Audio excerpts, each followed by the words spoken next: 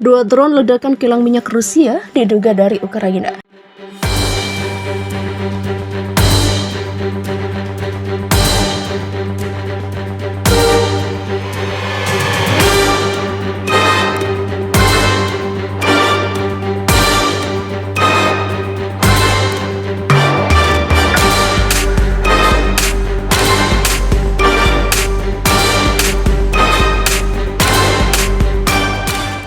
Dua drone atau pesawat tanpa awak dari arah Ukraina menghantam kilang minyak Rusia di dekat perbatasan.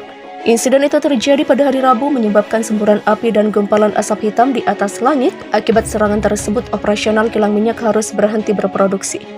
Sementara Putin menyerang Ukraina pada 24 Februari, wilayah Rusia yang berbatasan dengan negara itu banyak menerima serangan. Dikutip dari Reuters, pada Rabu 22 Juni 2022, kilang minyak Novosatinsk di wilayah Rostov, Rusia mendapat serangan dari drone pada pukul 8.40 pagi. Serangan itu menghantam unit penyulingan mentah, memicu ledakan dan semburan bola api. Serangan kedua terjadi pada 06.23 GMT ditujukan ke reservoir minyak mentah di area kilang yang menjadi pemasok produk minyak terbesar di Rusia Selatan. Serangan ini tidak menyebabkan kebakaran ataupun korban luka. Akibat dari aksi teroris dari perbatasan barat wilayah Rostov, dua pesawat tanpa awak menyerang fasilitas teknologi Novosatinsk, kata pihak kilang minyak. Mereka menyebut telah mengevakuasi staf serta peralatan teknologi untuk mencegah kerusakan yang lebih parah. Gubernur Rostov, Vasily Golubev, mengatakan pihak kilang minyak telah menghentikan operasionalnya. Dia mengatakan telah menemukan pecahan dua drone di sekitar area kilang. Sementara itu, video pesawat tanpa awak yang terbang menuju kilang beredar di media sosial. Diketahui kilang tersebut hanya berjarak 8 km dari perbatasan Ukraina. Kilang yang diserang memiliki kapasitas tahunan hingga 7,5 juta ton dan mulai beroperasi pada tahun 2009. Kementerian Energi Rusia mengatakan kebakaran itu tidak mempengaruhi pasokan bensin dan solar ke konsumen di Rusia Selatan. Rusia juga sedang menyelidiki penyebab kebakaran besar yang meletus di fasilitas penyimpanan minyak di kota Bryansk, 154 km. Juru bicara Kremlin Dmitry Peskov mengatakan tindakan hukum bagi dua warga Amerika Serikat yang ditangkap di Ukraina akan diserahkan pada putusan pengadilan Rusia. Menurut Peskov, hukuman mati bukan suatu yang mustahil.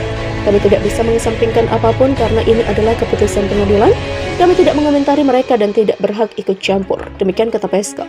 Saat diwawancarai oleh jaringan televisi AS NBC News pada Senin 20 Juni 2022, Peskov membenarkan pihaknya telah menahan dua warga AS karena ikut berperang di Ukraina.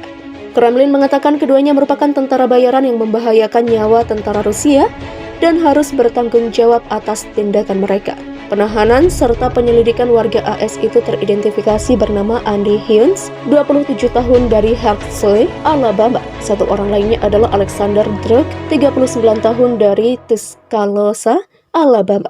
Pada pekan lalu, keluarga Druk dan Hughes mengatakan anggota keluarga mereka itu pergi ke Ukraina sebagai pejuang relawan yang kemudian hilang kontak. Media Rusia tak lama setelah itu mempublikasikan foto mereka yang diambil saat berperang untuk Ukraina. Peskov menegaskan kedua warga AS itu telah melakukan tindak kejahatan karena telah ikut perang dalam kondisi bukan tentara Ukraina. Mereka dianggap tidak tunduk pada konvensi Jenewa. Peskov sendiri enggan mengungkapkan di mana orang-orang itu ditahan. Seorang pejabat senior Departemen Luar Negeri AS sangat tidak setuju dengan posisi Rusia yang menyebut warga AS tertangkap di Ukraina itu tidak tercakup dalam konvensi Jenewa. Dia menambahkan bahwa Washington telah menyampaikan sikapnya tentang masalah tersebut kepada pemerintah Rusia.